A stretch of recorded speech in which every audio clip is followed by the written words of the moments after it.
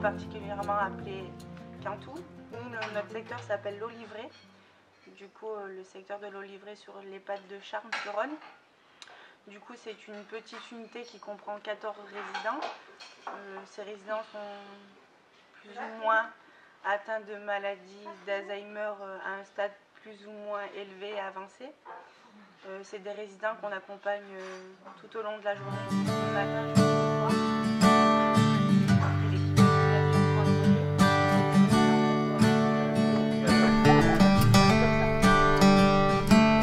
Des anges qui se baladent dans l'établissement, qui sont au chevet des gens,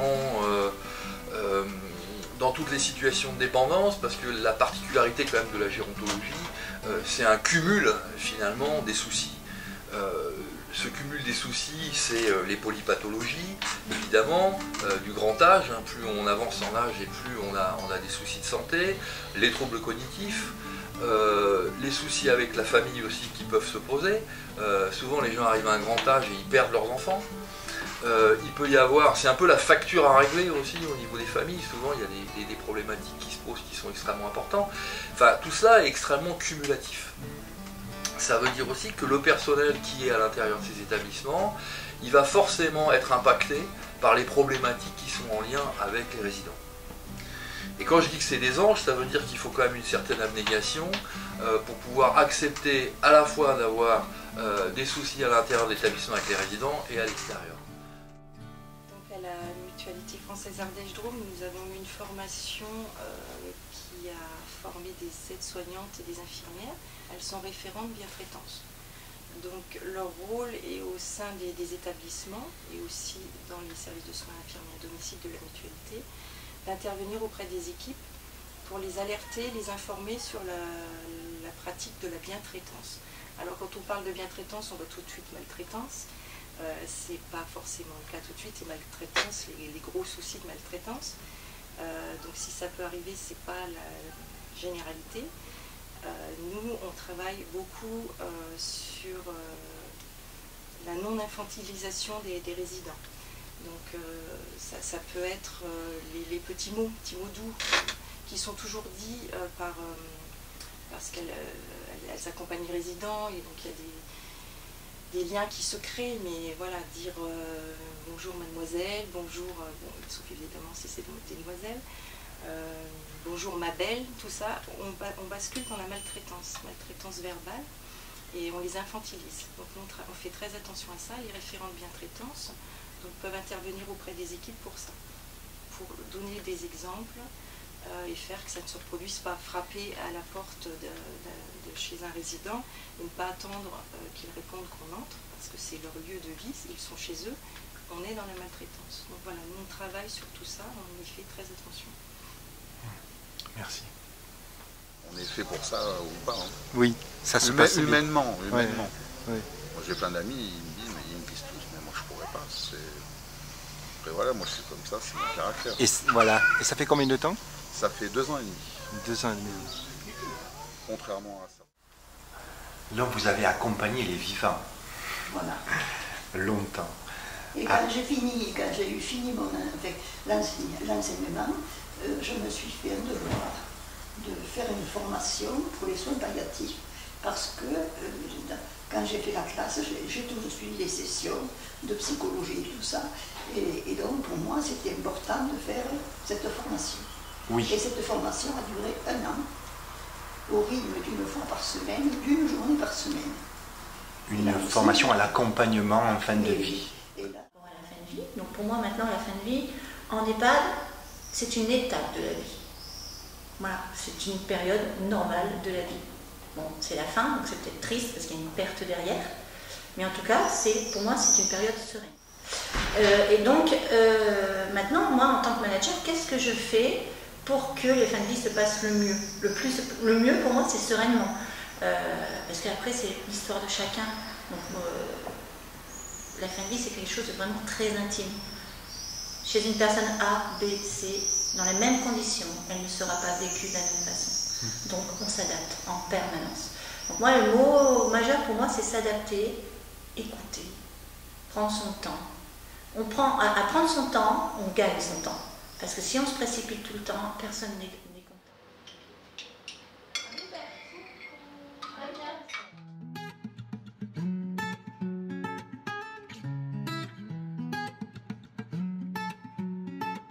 Je dirais que travailler auprès des personnes âgées, c'est quelque chose de très noble. Ouais. Qui nécessite beaucoup de qualités humaines et de la technicité pour une prise en charge qui soit la plus bien traitante possible. Voilà. Et je pense que si on parle de la gériatrie, je crois qu'il y a beaucoup de jeunes médecins ou de futurs jeunes médecins qui sont intéressés par cette discipline. C'est une discipline moderne. Sophie. Voilà. Bonjour. Bonjour. Je m'appelle Sophie. Donc vous êtes polyvalente. Je suis polyvalente, donc ASH, et je fais également les soins. Voilà. Donc je suis le matin ou le week-end. Voilà. Je travaille avec les aides-soignantes, donc qui sont habillées en vert, elles. Et voilà, nous avons la chance sur ce secteur d'avoir une animatrice quasiment à temps plein. Donc c'est vraiment bien, elle fait des choses formidables.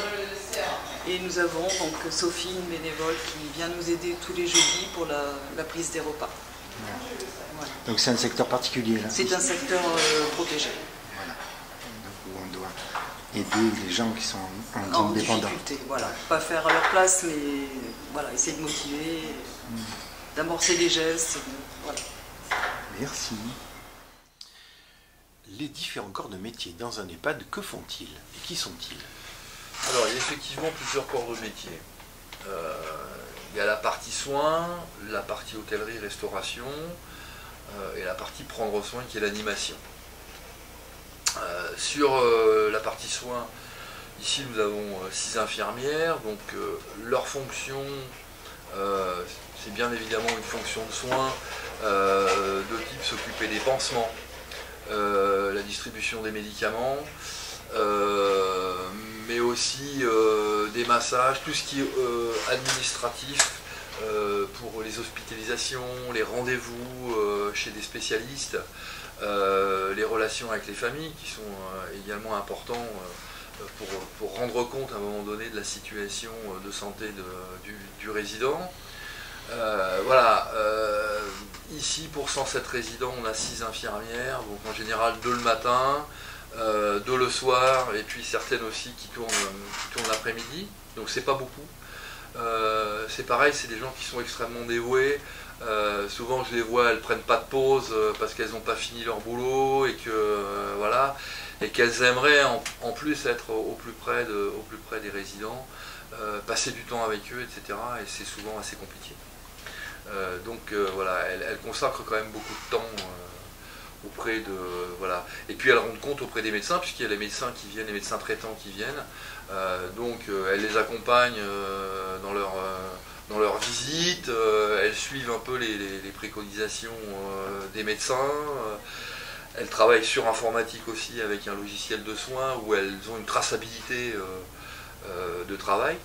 La même chose pour les aides-soignantes. Alors le travail des aides-soignantes est un travail un peu plus au pied du lit, on va dire, c'est-à-dire s'occuper de bouger les résidents, les emmener aux toilettes, les changer s'il y a besoin. Voilà, et puis un travail un peu psychologique aussi, hein, de manière permanente, de les rassurer, de les voilà, puis les emmener en salle de restaurant pour ceux qui ne peuvent pas se déplacer. C'est un travail qui est très très polyvalent. Voilà, puis vous avez aussi les auxiliaires de vie qui font les lits, qui s'occupent un petit peu du ménage aussi, des appartements des résidents. Voilà. Après vous avez effectivement les médecins traitants qui viennent dans la semaine pour voir la situation des résidents, les renouvellements d'ordonnances, etc. On a une dizaine de médecins traitants grosso modo dans l'établissement. On aura un médecin coordinateur à partir du mois de septembre. Sa fonction, comme son nom l'indique, est de coordonner finalement les tâches entre les infirmières, les comptes rendus des médecins, voilà. Et ensuite, nous avons le travail ce qu'on appelle les ASH, donc personnel d'hôtellerie, restauration, nettoyage, voilà, qui sont des gens qui sont aussi très dévoués. Ils servent le petit déjeuner le matin aux résidents, ils les aident également aussi à descendre. Et puis ils s'occupent de tout ce qui est ménage dans l'établissement, et puis toute la partie restauration, servir à manger, voilà. Donc ils connaissent très très bien les résidents, ils connaissent leur régime alimentaire, leurs petites habitudes, ils sont vraiment aux petits soins auprès d'eux, et ils sont en lien aussi avec donc, le secteur soignant et le secteur de la cuisine.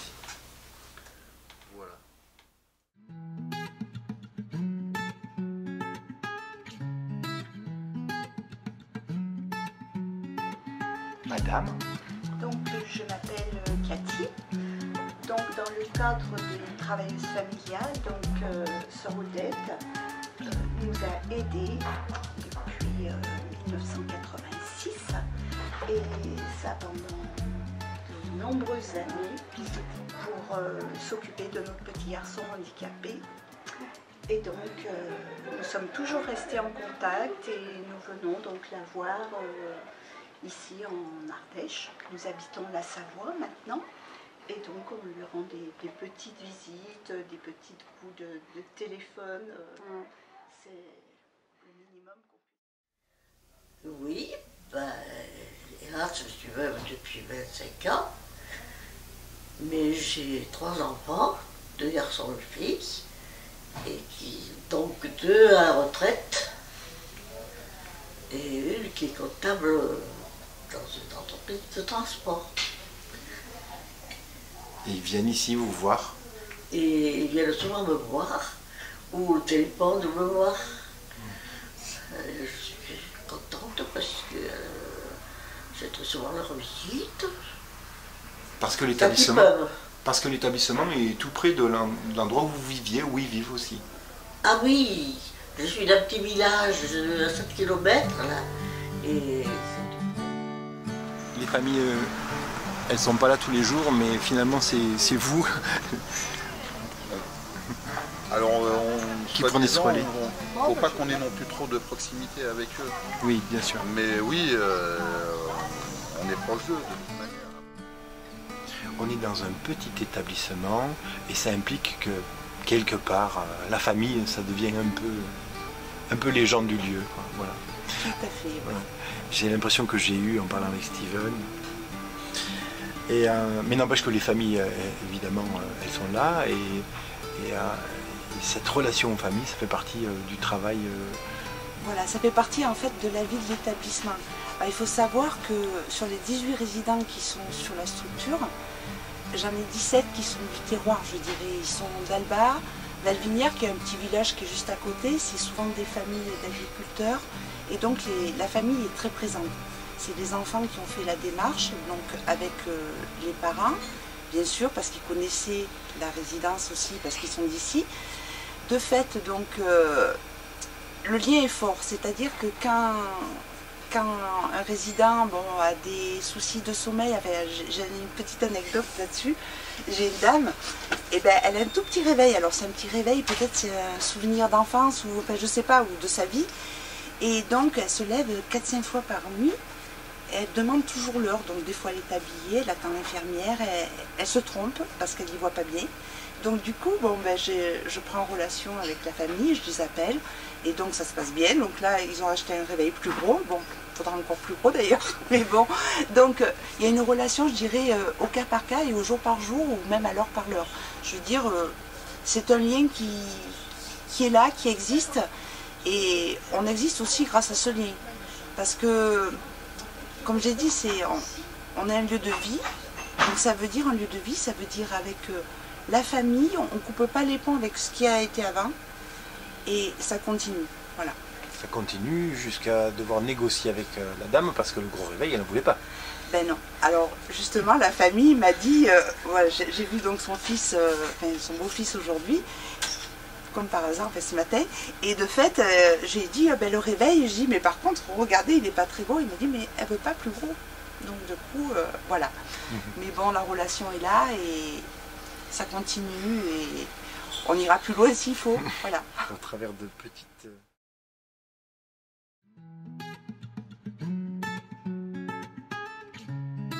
La gériatrie, c'est la partie médicale de la gérontologie. La gérontologie, ça englobe tous les aspects du vieillissement, hein, au niveau sociologique, au niveau économique, au niveau démographique, etc.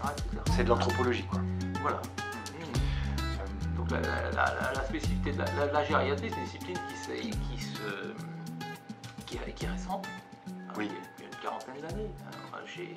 J'ai pas appris la gériatrie pendant mes 7 années à la faculté. Hein. J'ai appris la gériatrie après. Donc il n'y avait aucun cours jusqu'en 85 à peu près. Il n'y avait pas de formation particulière à gériatrie. Il n'y avait pas non plus à l'hôpital, il n'y avait pas de spécialité de gériatrie. Moi je suis par exemple médecin, ma spécialité c'est la médecine polyvalente. Quand j'ai passé le concours pour être praticien hospitalier, et la gériatrie n'existait pas, c'était en 89, ça fait 30 ans. Et donc on a commencé à prendre conscience qu'il fallait aborder... On a commencé à prendre conscience quand on a vu que la population commençait à vieillir.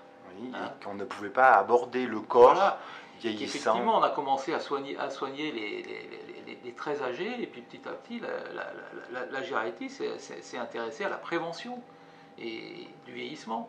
Et maintenant, le gériatre prend en charge des gens de plus en plus jeunes, notamment dans des consultations de gériatrie, des consultations de vieillissement, des consultations mémoire. Moi j'ai été pendant 20 ans responsable de la consultation mémoire, donc j'ai vu pendant ces 20 ans la moyenne d'âge des consultants diminuer.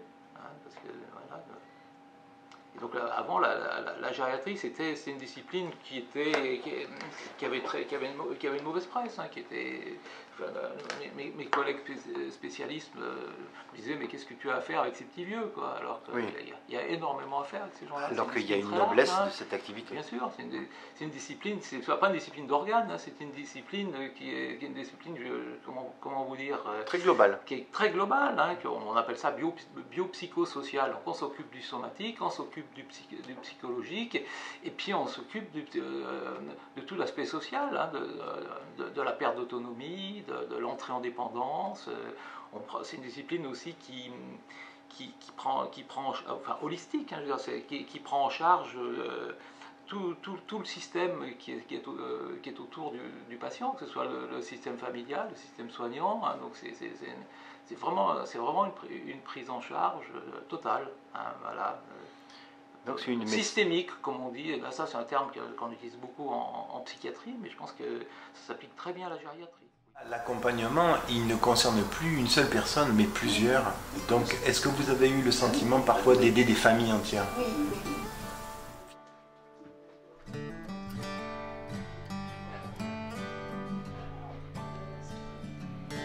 C'est une infirmière d'EHPAD, c'est une infirmière, assez spécialisée, et surtout qui a un rôle très polyvalent. On articule tout ce qui se passe autour du résident, autour de la personne, c'est-à-dire la prise en charge directe, les aides-soignants, on réévalue les prises en charge, on guide les prises en soins, on contacte le médecin traitant lorsqu'il y a besoin de prescrire des médicaments, renouveler une ordonnance, lorsqu'il y a une urgence. On commande le matériel médical adapté. Ça c'est vraiment tout ce qui est la sphère paramédicale. Il y a aussi les kinés. Mais ça c'est quand même c'est une première chose. Mais une chose indispensable pour moi en EHPAD, c'est tout ce qui est la vie animée. C'est un lieu de vie. On n'est pas un hôpital ici. Oui. Ils sont auprès de nous au quotidien. On est auprès d'eux au quotidien. Ils ont besoin de divertissement. Alors ça peut être une promenade, ça peut être ou simplement un temps de discussion. Après tout dépend on va dire des pathologies, des degrés de dépendance, des goûts des personnes aussi tout simplement. Oui. Voilà, c'est pas, comment dire, c'est au cas par cas. Voilà, donc là, vous venez de me parler finalement de gestes non médicaux. Alors, j'ai pas parlé de la technique forcément. Alors, tout ce que nous faisons infirmiers, c'est-à-dire les pansements, les réfections qu'on peut faire tous les jours, plusieurs fois par semaine, les injections, anticoagulants, antibiotiques. Oui, il y a quand même il y a de quand même nombreux... de la technique, pose de perfusion, on réadapte les thérapeutiques en fonction des bilans sanguins avec le médecin traitant. On rappelle s'il faut renouveler. Non, quand même. Il reste... Oui, il y a un travail technique. Il y a un travail technique. De l'infirmière.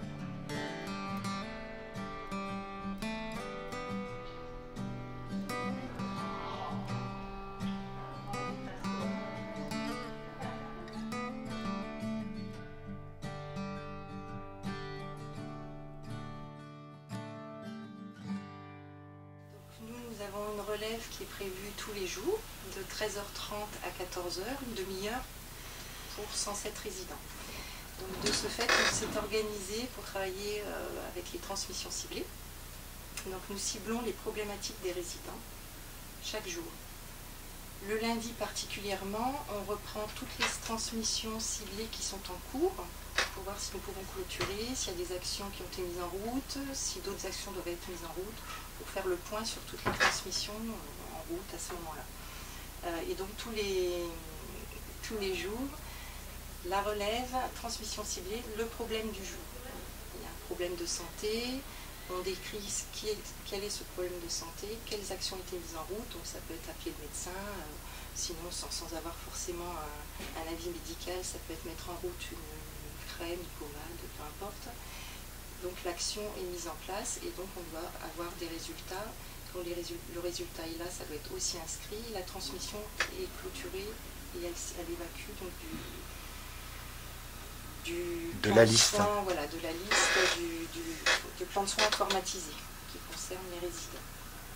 Donc on a également le vendredi après-midi, après cette relève, un temps de staff en équipe interdisciplinaire, où là nous allons reprendre plus particulièrement des problématiques qui concernent l'équipe.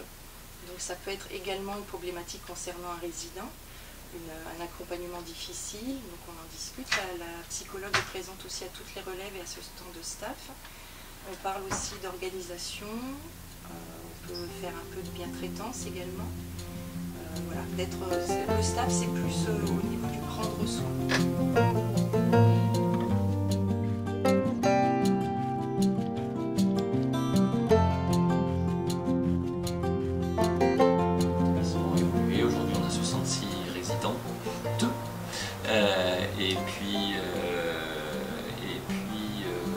On aura bientôt des hommes. Laïques, voilà, et on aura bientôt des hommes à la fin de l'année prochaine. La réflexion a été menée par les sœurs. C'était pas facile pour elles de prendre la décision, mais unanimement, elles sont maintenant prêtes à cohabiter avec le sexe masculin. C'était donc un établissement religieux, c'est devenu un établissement républicain avec une obédience, on va dire, associative. Oui, donc c'est une association, un conseil d'administration qui gère l'EHPAD. Alors, ce qui est important, nous, à la fin de vie, c'est qu'on est en médico-social. Donc on n'est pas médical. Et parfois, même si on travaille avec le médecin traitant, on travaille avec les urgences, et parfois on est confronté à une douleur qui persiste, à quelqu'un qui ne va pas bien, des pansements lourds en fin de vie. Qu'est-ce qu'on doit faire là? Ce qui est important, c'est de savoir faire appel à des institutions extérieures. Je pense à l'équipe mobile de soins palliatifs, une infirmière extérieure ou un groupe de parole. Et du coup, nous, pour l'avoir mis en place, ça apaise et surtout ça rassure aussi bien, peut-être pas le résident parce qu'il est peut-être plus au stade de se rendre compte, mais en tout cas ça rassure la famille et les équipes parce qu'on n'est pas tout seul pour prendre des décisions et on fait au mieux à plusieurs. Et ça, c'est important. Alors voilà la méthode Montessori, concrètement, comment ça se met en place dans vos activités, quelle forme ça prend? Alors Laurie commence, elle va aider Karima à trouver les mots. Alors nous, du coup, cette méthode, on l'applique par des activités ritualisées. Par exemple, chaque matin, un résident, on essaye à tour de rôle un petit peu d'afficher la date d'aujourd'hui, se rappeler la météo, aussi les menus, les faire participer, les solliciter, tout ça. Ou par exemple, je prends l'exemple de ma collègue, quand moi je suis un petit peu en difficulté face à une activité, ma collègue prend le relais. On s'entraide, des fois ça passe mieux avec une autre personne, voilà, ils se sentent aussi à l'aise. Après, voilà, on a mis en place des activités chaque semaine répétées, chaque jour de la semaine. Il y a les résidents qui préparent la vie. Oui, alors on leur propose quand d'éplucher les légumes, quand il faut faire une soupe au pistou par exemple, ou alors ils épluchent les patates pour faire les purées, pour faire des pommes de terre sautées. On leur demande s'ils veulent participer pour nous aider en cuisine. Voilà. Et dans pâtisserie aussi, c'est pareil. Par contre, ils ne font pas la plonge.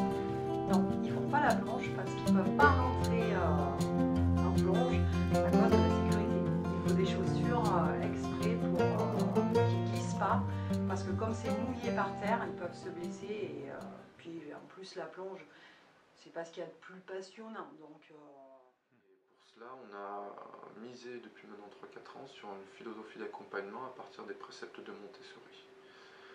Voilà. Alors c'est ce qui caractérise la démarche de cet établissement. Exactement. Ouais, c'est la forme d'expertise paramédicale, comme on dit, non médicamenteuse. C'est ça.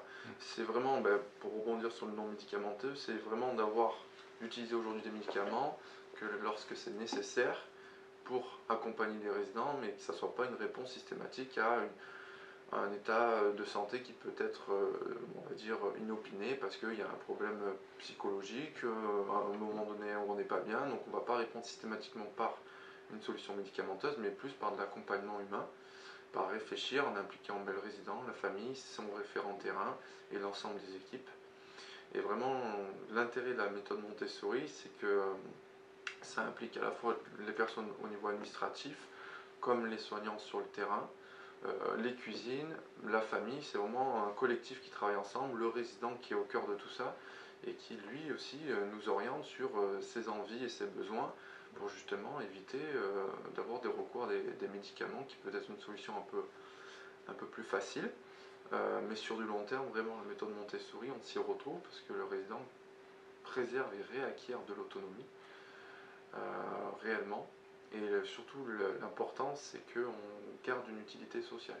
Voilà. Oui. Ça, c'est vraiment une chose, c'est un terme qu'on aime bien utiliser, mais c'est ça. C'est-à-dire qu'on rentre à l'institution pour être aidé, parce qu'on a besoin d'être aidé, mais on continue encore à la maison à préparer son repas, à faire des choses, à tenir sa maison. Et bien, quand on rentre au Mimosa, on participe collectivement à faire fonctionner un établissement. Il y a des rôles sociaux que chaque résident dans lequel sont investis. Alors voilà, c'est pas un travail, c'est-à-dire qu'ils ne sont pas tenus de le faire, mais il y en a pour qui ça devient réellement un besoin et envie de sentir, de participer à quelque chose qui est plus grand que soi. Oui. C'est vraiment quelque chose de très très important. Et puis c'est de par l'accompagnement qu'on met en place, on change de paradigme, c'est-à-dire qu'on ne se calque pas sur ce que le résident ne sait pas faire, mais sur ce qu'il sait encore faire, et nous on accompagne le résident et on met en place une philosophie d'accompagnement pour lui permettre de garder cette autonomie chez nous. Ça serait des fois plus facile de le faire à sa place, parce qu'on pourrait gagner du temps, mais au final, en faisant ça, on lui permet d'avoir encore la capacité de faire une partie de sa toilette seule, d'arriver à vivre dans sa chambre sans aide particulière, et au final, sur du long terme, on se rend compte que c'est plus confortable pour lui et pour les équipes, parce que c'est plus intéressant, parce que tous les jours, on se questionne, on s'adapte.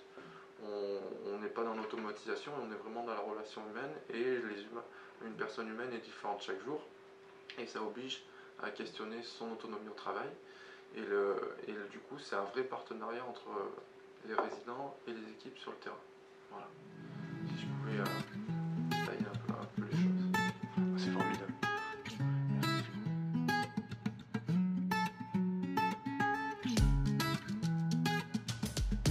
Mettre son grain de sel, c'est un petit peu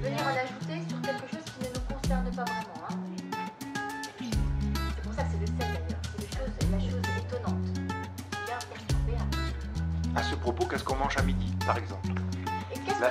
Est-ce que quelqu'un a regardé donc le menu là? Qu'est-ce qu'on mange à midi? On va pas regarder. On le regardera un peu. Ça y est, j'ai mis mon grain de sel et la conversation a dévié. Voilà. Voilà, tout à fait.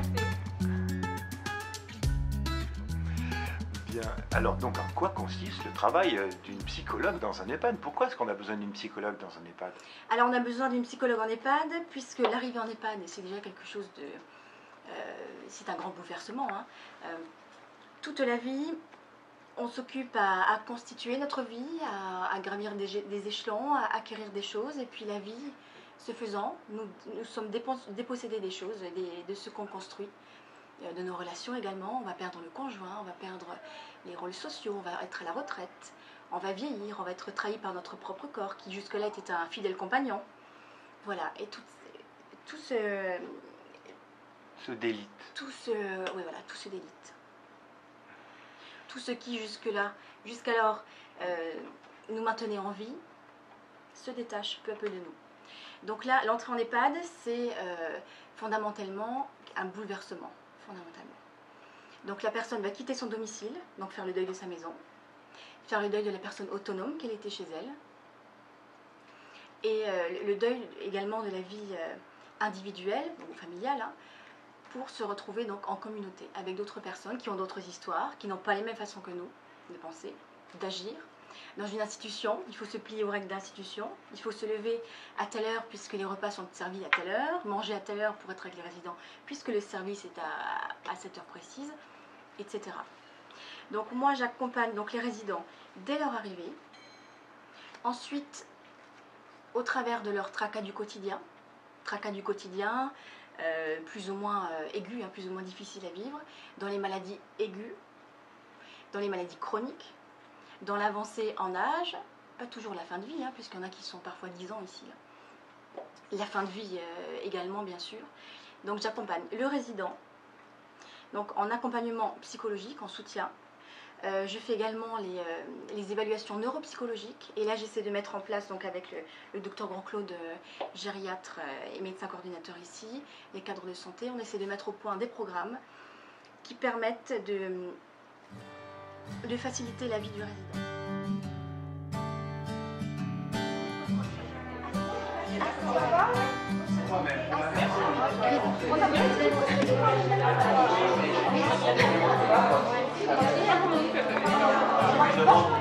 Gribouille.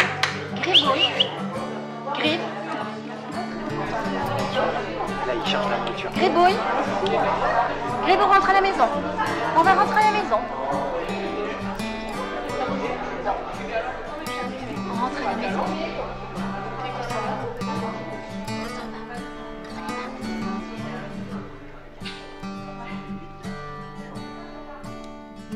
Donc tu as rencontré le thème de la médiation animale. C'est ça. Tu peux me dire ce qui t'a amené... Enfin, c'est forcément une rencontre, non?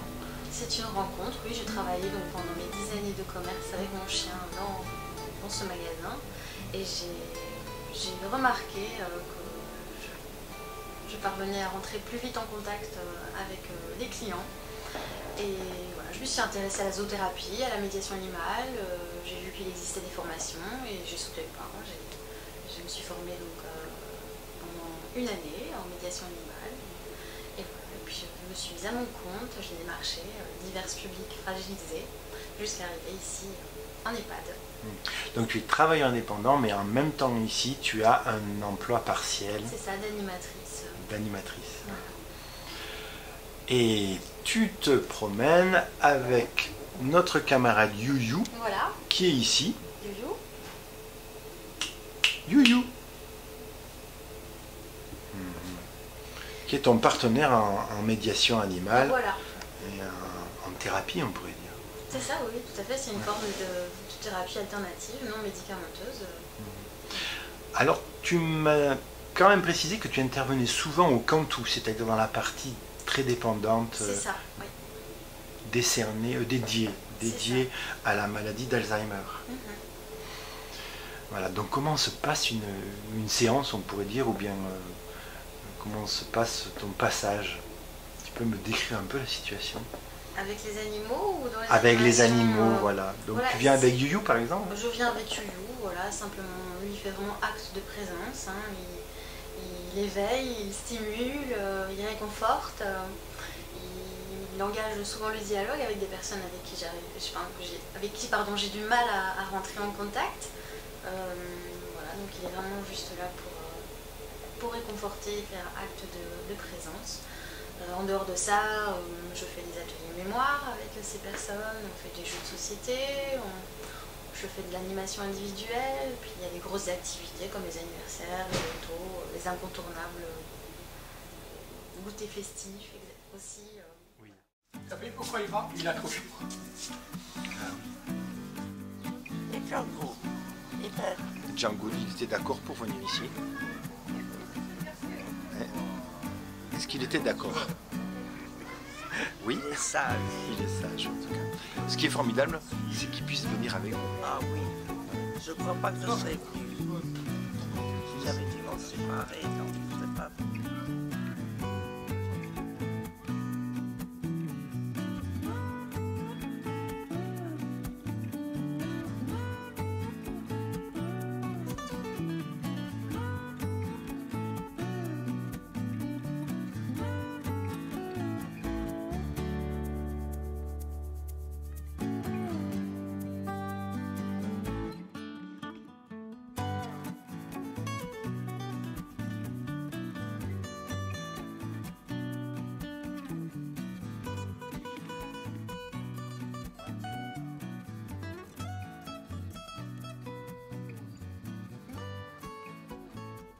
Ce que tu fais dans cet établissement? Alors j'interviens 1 heure par semaine pour faire de la gymnastique douce auprès des personnes volontaires. Donc sur les 18 résidents, il y en a régulièrement entre 8 et 10 qui viennent. Et puis pendant 1 heure, ça nous permet de communiquer autrement, de discuter, tout en travaillant un petit peu les articulations, la souplesse, la coordination, la mémoire. Donc en fait tu es une personne hautement qualifiée parce que tu as une maîtrise. Oui, j'ai une maîtrise de STAPS en activité physique adaptée. Voilà. Alors on ne dira pas quand on voit les petits gestes, mais mis bout à bout, il s'agit d'un savoir-faire complexe. Voilà, on se rend compte, on essaie de s'adapter aux personnes, aux possibilités, aux handicaps, mais on travaille en effet pas que les petits mouvements corporels, ça va bien au-delà. Et puis le fait de se passer le ballon ou de travailler comme cela, ça fait un style de communication qui parfois n'existe pas entre les résidents. Voilà, donc en fait, par le biais de l'activité physique sportive adaptée, on développe une forme de culture et une pratique culturelle et on entretient le langage, par exemple. Exactement, le langage et puis un petit peu de souplesse, on déroule les articulations du bout des doigts jusqu'au bout des orteils.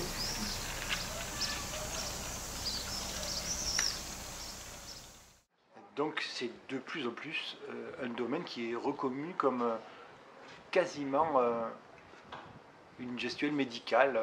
Voilà, paramédical. Paramédical. On fait partie vraiment du corps paramédical et on est reconnu, alors pas encore à l'égal d'un kiné ou bien même de notre corps de soins. Ma foi, ça évolue bien et d'ici quelques temps, on espère bien que peut-être la sécurité sociale, par exemple, rembourserait nos actes, tout comme un kiné pourrait le faire. Oui, voilà. Ce serait normal, c'est déjà en place avec peut-être une participation des mutuelles, oui, ça s'appelle le sport sur ordonnance. Voilà. Exactement, à ce niveau, actuellement ça se fait à ce niveau-là, ouais. Ça c'est les mutuelles, les caisses de retraite qui vont participer, qui vont financer. Certaines institutions, j'ai vu des mairies qui avaient des démarches aussi, dans voilà. cette Ça après c'est local et voilà. Ça dépend complètement de la politique menée en fait. Alors, à quoi est-ce que ton activité est essentielle? Parce que depuis le temps que tu la pratiques, là tu commences à avoir l'intérêt à trouver les mots pour le dire. L'animation. L'animation, ouais. Pour moi, elle est essentielle pour... Même moi, je leur donne du bonheur, je pense. Tu en es sûr là? Ah, j'en suis sûre. Tu me disais tout à l'heure que quand ils se lèvent le matin, ils sont préoccupés par la plupart, ceux qui sont plus autonomes, comme Corinne, je pense, peut-être pas ce rythme-là dans la peau. Mais... Non, Corinne, non, je pense pas. Qu'est-ce que vous lisez alors? Ben, je lis déjà le Nouvel Obs et Le Monde tous les jours. Ah, vous, tous les jours? Oui, je suis abonné au Monde alors. Il y en a quelques-uns qui sont plutôt autonomes, Ouais. hein, voilà. Et Mais puis, les autres il y en sont a qui aiment demandeurs. bien rester dans leur chambre, tranquille. Oui. Voilà. Ouais. Et sinon, donc, ils sont en demande des événements de l'établissement, c'est-à-dire les repas et l'animation. Et l'animation, voilà. Tous les jours, ils me demandent qu'est-ce qu'on fait aujourd'hui. Tous les jours. Enfin, quand ils sortent du repas de midi, pour savoir ce qu'on fait. On fait quoi cet après-midi? Chose qui n'était pas avant. Oui. Ah non. Parce qu'en 17 ans, j'ai vu l'évolution. Je les amène souvent sur l'extérieur. Mais par contre, il y a un échange qui est fait avec les résidents de l'EHPAD. Hein, je trouve que c'est important, on ne sort pas que ceux des LPD, on fait un mélange, en quelque sorte. Je les amène sur les marchés, on va promener, on va faire des promenades, on va faire des pique-niques. Hein. Je fais un énorme aussi échange avec d'autres maisons de retraite. Hein, on a 4 maisons de retraite avec qui on tourne. Je travaille beaucoup avec l'amitié, l'EHPAD de l'amitié du Pouzin. Je travaille avec celle des Olières et les Mûriers de Saint-Sauveur de Montagu. Donc toutes ces sorties-là, eh ben, j'amène, voilà, le service n'est pas forcément fermé, je amène toujours quelques résidents avec nous. Donc c'est très important ces échanges aussi inter-établissements. Hein, ça apporte beaucoup. Et je fais aussi des sorties, notamment il y en a une qui est très importante, c'est aller à la piscine pour eux. C'est relaxant, moi je les découvre tout à fait différents. Hein, ils sont totalement différents quand on est à l'extérieur, qui que ce soit d'ailleurs. Mais eux, l'eau, c'est très important pour eux. Ils se libèrent. La marche et la mage. Intergénérationnalité. Il faut un peu d'entraînement pour prononcer le mot du premier coup correctement. Tout à fait. Voilà. Alors, donc il y a des réunions, des rencontres intergénérationnelles ici aussi. Oui, voilà. On travaille donc avec la crèche qui est à quelques pas là, qui est à 50 mètres. Oui, les tout petits. Donc voilà, on va en petit groupe, hein. On fait des pique-niques avec eux. Donc ça s'est développé depuis 1 an avec la crèche, hein. On est allé doucement. Donc voilà, on va à la rentrée faire d'autres projets.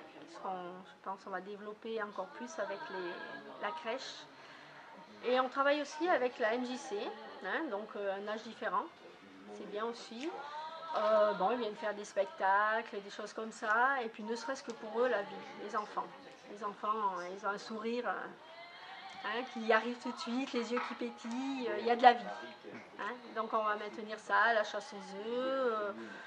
Il y a plein de petites activités, notamment sur l'extérieur. Hein. On se déplace nous aussi, dans leur lieu à eux. Hein. À la MJC, on va à la crèche et eux viennent. On fait un échange sur l'extérieur aussi, c'est très important.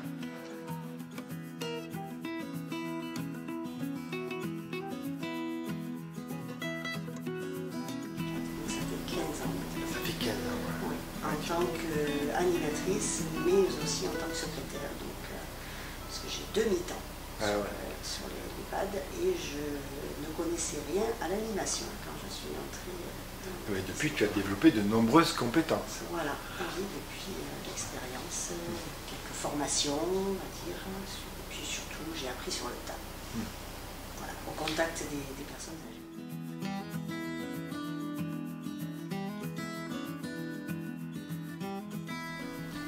Il y a plusieurs possibilités. Déjà, il faut s'adapter aux besoins des autres. Donc, il y a un petit questionnaire qui est fait auprès des résidents pour savoir quels sont leurs hobbies, leurs envies, ce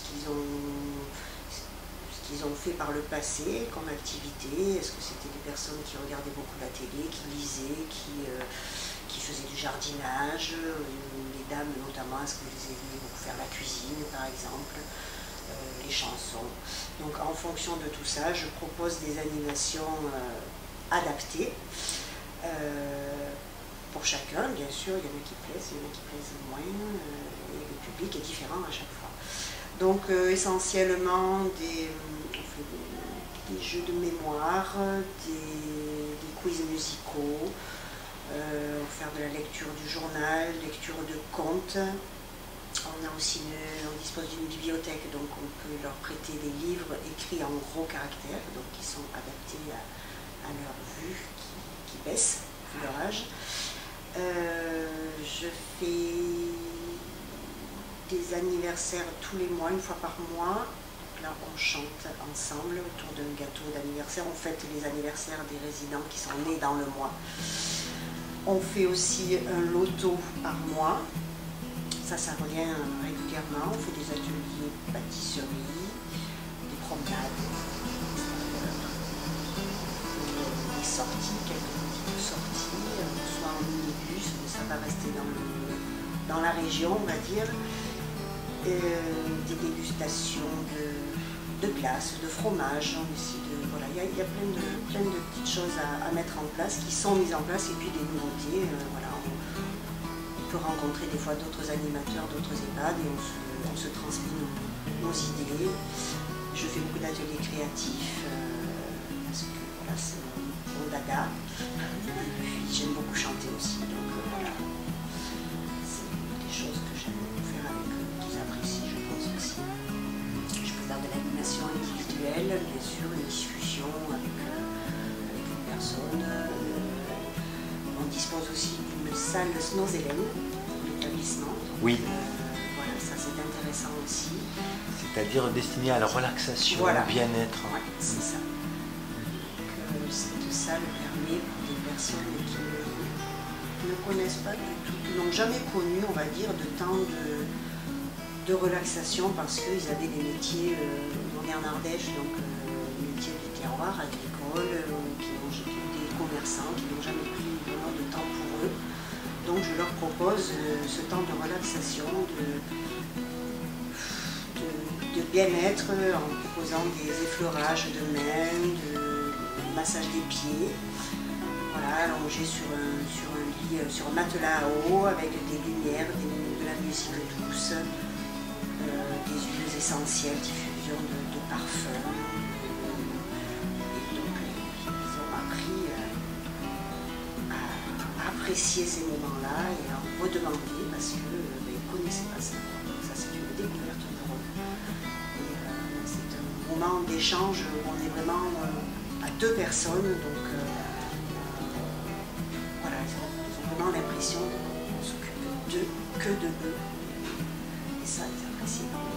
Oui. Eh bien, dis donc, c'est beaucoup de technicité en fait, de savoir-être, de savoir-faire. Je pense que les gens n'ont pas vraiment conscience de l'importance de l'animation et des formes que ça peut prendre, parce que finalement, je vois que ça relève quasiment de la thérapie, quoi. Bien sûr. Ouais.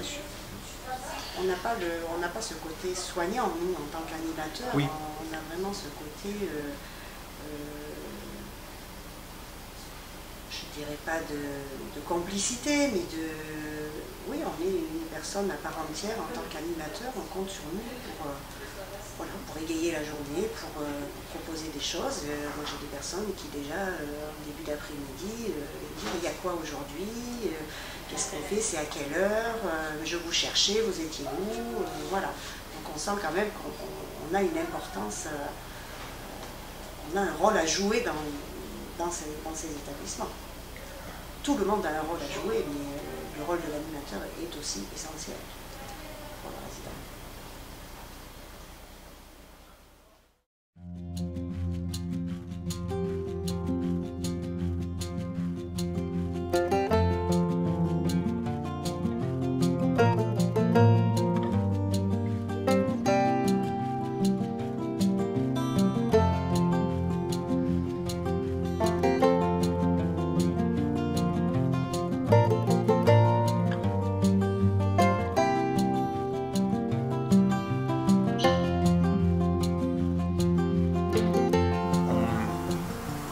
On sait que les gens ont du mal à partir s'ils n'ont pas fini leur travail.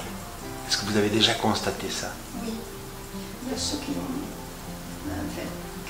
lutté toute la vie pour avoir une situation pleine. Deuxièmement, pour la joie de leurs parents. Et troisièmement, pour ça.